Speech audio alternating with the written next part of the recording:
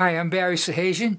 Today I'm going to explore some jazz lines that convert easily into other venues and are great lines for a lot of things, including exercises and licks and runs. Let me explain a little about the introduction, what I did there. I had a motif using enclosures, jazz enclosures. I want to explain what I did there, and then we can go into some lines I can show you so you can do the same thing if you wish. That's the line. And so what it is I play the root, then I put an enclosure around the root. I'm approaching the root from a whole step above and a half step below. I hit the root, whole step from above, half step from below, back to the root. And it resolves real nice. A very common approach in jazz. And then I do it again to the fifth. I go a whole step from above and a half step from below. Put them together. Let's turn that into an exercise so you can play it over and over again, get it into your vocabulary, and it comes out easily when you memorize it that way and you know how to play it fast already.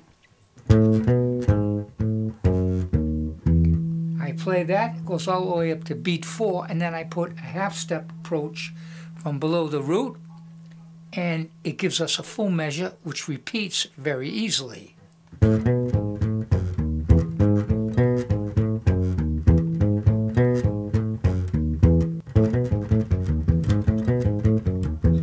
The fingering I use there is a little bit awkward, and I can show you another fingering. But for the sake of theory and understanding what the line is about, I kept it in position of an A chord. So I'm going to move up, play the same notes, but it's much easier. Let me show you how that works.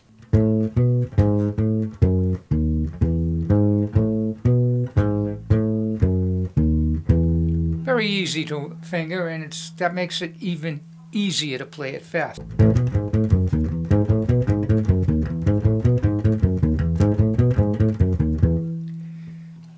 That'll work with a major triad or a major seventh triad. So this is kind of what we're working in today.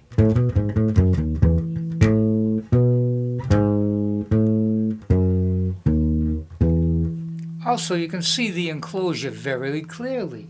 You can see a whole step above the root and a half step from below.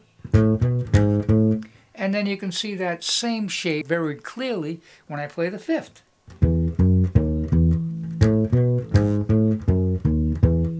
Right now, we're going to work on some ostinato lines, and we're going to use the elements of a jazz enclosure to make this work. So what happens when you have an enclosure, you have extra notes, and the line becomes more rich. It relies pretty much on tension and resolve.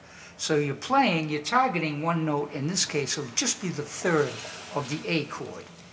And we're going to play extra notes. And these extra notes add this horizontal motion that gives you a little bit of dissonance, and then it resolves. That's the C sharp, or the third. Then we play a half step from above the third, which is a D. Then we're going to delay the resolution. Normally you could go right back down to the C like this. You can hear that resolve. You go from C sharp up to D, which is dissonance, and then it resolves back down to the C sharp. But we're going to do what is called a delayed resolution. So we're not going to resolve after we hit that D. We're going to go to the half step approach from below. So we're delaying the resolution. We're not going to resolve it there. We're going down to below, the half step below. And then we're going to delay it again. We're going to a half step above. And that further delays the resolution. And these notes by themselves will not work with an A chord. But because we're presenting it in a horizontal motion, using the rules of jazz and enclosures, they'll all sound fine. So far we have. Now we resolve. I'll play that and listen to how it resolves.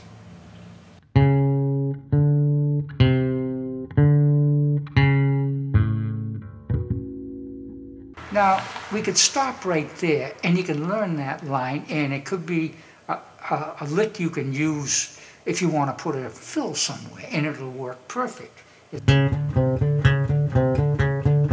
The whole problem with that is it's only 2 beats, but it can be used as a repetitive ostinato line, and you add some color to a lick, use it in a solo, or whatever you feel will work, as long as you follow the rules and you keep it consonant. So the next thing, let's fill in the rest of that measure.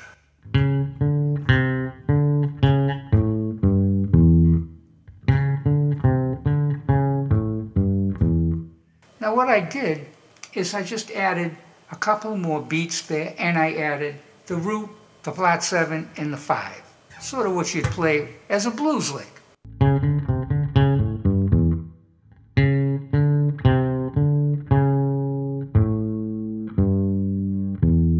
That's all for this video. There's a lot more that can be done with this, and I hope you liked it, because I'd love to show you more, because I enjoy doing this, and it really opens up a lot of options for you to play all kinds of things. And you got to take this into consideration. I was around in the 60s, and all the jazz musicians were taking the pop tunes and turning them into jazz. And this was a cliche, and a lot of hits got made, and a lot of serious jazz musicians did this. And they got a little more attention because the song was a pop song, but they played jazz on it. Now, it's still going on like that. It's changed, but now it's sort of, we're taking from jazz. Now, what's happening for the most part is the new musicians are kind of composing, using a lot of these approaches from jazz, because they want a new sound, something fresh. And that's a very good place to get it, from jazz and the jazz musicians. And then they can turn it, they may turn it mostly into pop, but sometimes there's one little part that makes a particular song sound so unique and desirable. Having said that, I hope you enjoyed this. Please subscribe. I could use the help. Like, comment, and come by again. I'll have more